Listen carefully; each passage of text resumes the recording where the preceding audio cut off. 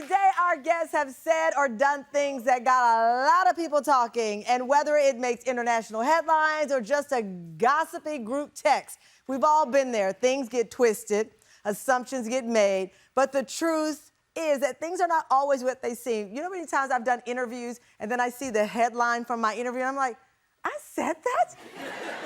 I know what it feels like to be clickbaited, trust me. So today, we're setting the record straight and our guests are opening up about what actually went down. So, Brooke Burke left home in Arizona for Hollywood. She was 19 years old. She could not have guessed that 33 years later, she'd have a life that included modeling, hosting, more than 12 TV shows, 3 books, surviving thyroid cancer, and finding a fitness company, 2 marriages, 4 kids, and a mirror ball. That's some life she has lived.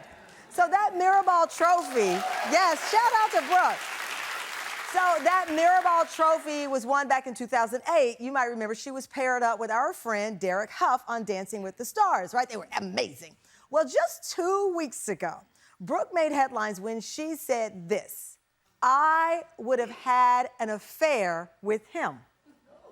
That's what I said. I was like, what is Brooke talking about?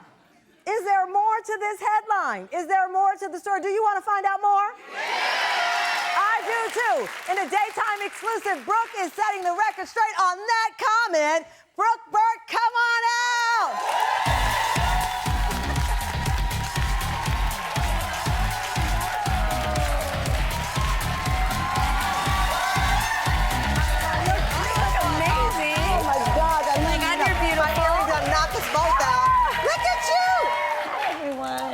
This whole entire outfit before you leave. We can trade, because I was going to say the same thing to you. It's so nice to be back. It's so good to have you back. You've been on the show. Me. I know you have so many new things in the work that involves actually magic, and I can't wait to talk about that. I knew you were going to come on this season because you always have something great going on. But I have to be honest, I saw that headline.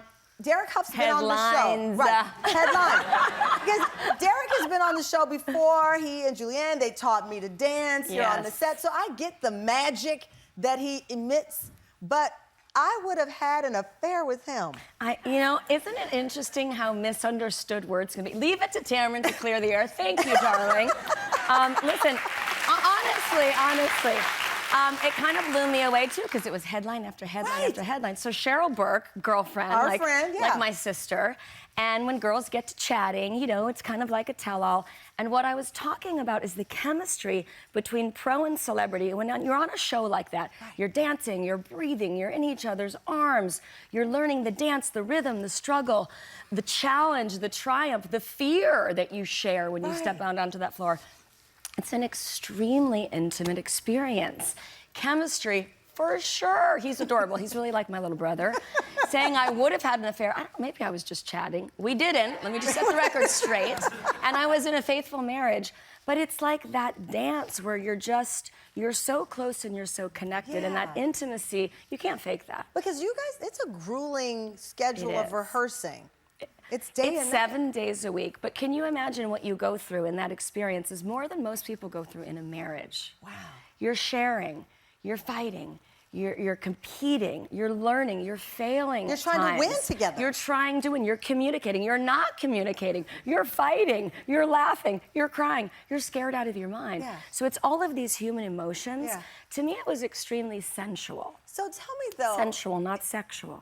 Okay, sensual. I get it, because that is a, listen, that's a sensual photo. I think everybody would have wanted to have an affair with somebody on that picture. That's all beautiful. I was saying, and it's romantic. Right. So, but take me back to, you do the interview, you're hanging out with Cheryl, you're having fun talking on her podcast, and then you start trending, and everyone is saying the affair word. You're probably, by the way, in the process of planning your wedding coming up soon. Well, then there was my conversation with Scott. I had to be like, baby, there's all these headlines that you're going to read about tomorrow, but let me explain. Okay, so when you were here last, you and Scott had just announced your engagement, and so you're fresh still in love. Yeah. What did Scott, how does he react to a headline like he's this? so cool, and we have such strong boundaries, and I had those in my other marriage, which is why I feel so free to be honest. It wasn't that I wanted to, or we could have, or we should have. It was the reality in an adult conversation of that that beautiful chemistry that happens. And that's why some people fall in love. But with Scott, I had to say, sorry, baby, but you're probably gonna read about this a lot tomorrow. But he's so But let's face it, too, as they say, just Derek because you're Hough married doesn't mean you don't have eyes. So True. you can see and find other people attractive and sensual while in a committed relationship. I think that's okay. Yeah, and I think when you're on the dance floor, the audience reads that. Like, you can't fake that. You're either gelling and you're connected and it's fun to watch, and you're telling a love story with your bodies out there in a competition show. That's what people respond to. Yeah. And people do fall in love on that show. People have got married on that show. They've had Not babies. me, but... So tell me, do you regret saying it? I don't regret saying it because I'm comfortable communicating, and I'm a grown-up and I'm in a monogamous, faithful relationship. Yes! And I'm owning the reality of experiences, you know, and it's done with the most respect. I love that you said you're the reality of experiences, because we know when you ended up leaving Dancing with the Stars, a lot of people were hurt. A lot of people wanted to see you there, but it's the rebound, right? It's what you do next. That's right. That is phenomenal. And one of your children kind of inspired you to have focus on not looking at what you don't have, but instead looking at what you've accomplished and what more is ahead. Well, you know, it's actually, it was a very pivotal moment for me, and Rain's actually here with me today, so I don't think she's ever heard me tell the story. It's almost emotional. She was in kindergarten, and after I left the show, I remember going, oh my goodness, what's next now? When's the next live show? What happens now? Because it's a big moment when you leave a show like that to go into the decision-making process of what's coming up next. So it was a big year of reinventing. And I remember driving to school in the morning with Rain, and I was going through that inner dialogue of, oh my goodness, what's gonna happen now? What do I do now? And I remember Rain looking at me and going, Mommy, this is the most amazing time ever. And I was like, what do you mean, baby? She's like, well, you get to drive me to school, and you're with me all the time, and you're home all the time. I know, and I was like, and like as a mom, I went, okay, God, I guess I needed this pivot, and I guess I needed this moment, and I don't know what's next, but I've got to kind of find purpose in this shift and just sort of lean into everything happens for a reason. And I needed that. So it was beautiful. It was beautiful. That is beautiful. And she gives me purpose all the time, all the time. Well, she was right.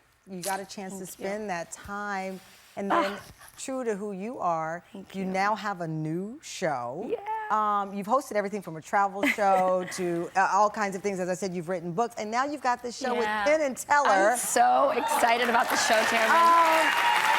We actually have a clip of the show. Take a look at the clip. Do I need to be worried about this? And let's just do this. Now you feel more comfortable. It's going to be, you'll be able to see it go right. Oh, boy, I'm worried about, can we have the, thank you, Kurt. I'm just going to put this hard hat on you so that you're a little bit safer as it goes. I didn't sign up for this, you know. I did not sign up for this. Even in that, you look good. Thanks. You really do. Okay. I mean, we did crazy things. And to be that close to sleight of hand magic, big magic, card magic, elemental magic, illusion, it was fascinating. And I was one of those people where I didn't want to know the tricks. And what I loved most about this show and Penn Teller is there was such respect for finding the greatest magicians in the world, but not letting the audience in on the tricks. Even though Penn and Teller were trying to decode the tricks, I'm hosting and I'm participating and I'm watching and I'm like, how in the world? What just happened? And then they speak their own language.